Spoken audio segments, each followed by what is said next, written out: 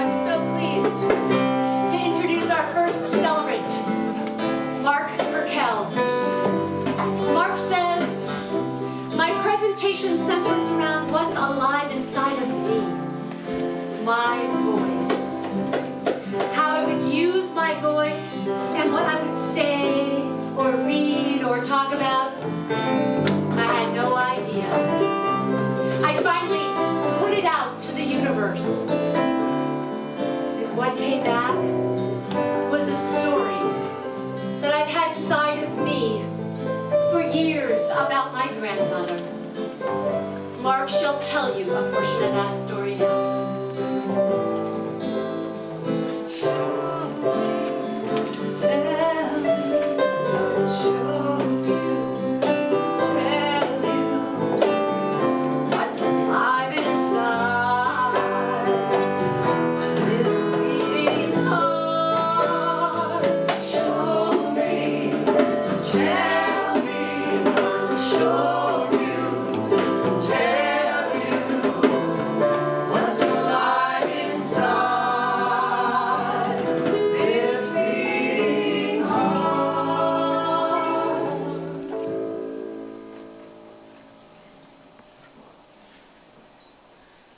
It was February 1921, somewhere in Russia.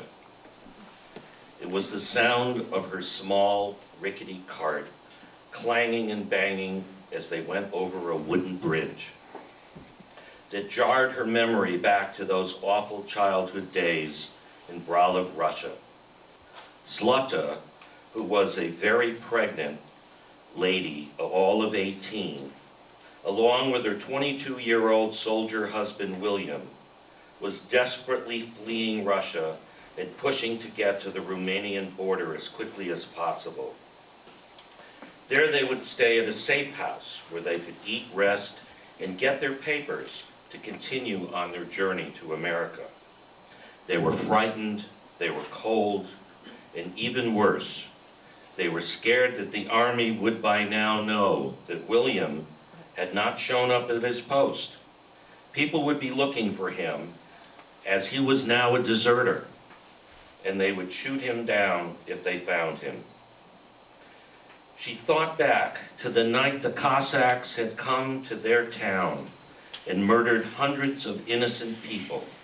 She was 14 at the time, and word had come back to the townspeople that the Cossacks with their swords were just a few towns away, taking part in a new pogrom.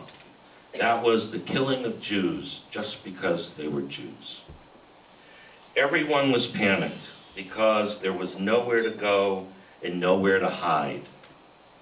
ZLOTA, however, took some comfort in the fact that half her family had escaped to America that previous year. Her father was the local bridge builder and had built many of the wooden bridges in their area. He also built a secret compartment inside one of those bridges where he could hide his family from the carnage if it ever took place. As soon as the sun went down, they all left their house and quickly went to the bridge and crawled into that small compartment. It was very dark and cramped, but they would hopefully be undetected and safe.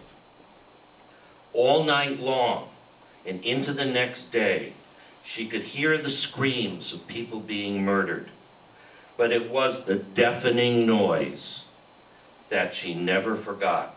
That endless deafening noise of the Cossacks' horses' hooves and carts clanging and banging as they went over that wooden bridge just above her head. She also would never forget those terrifying images of bodies strewn all over the road with heads scattered like cabbages as she ran from the bridge back to her ransacked house.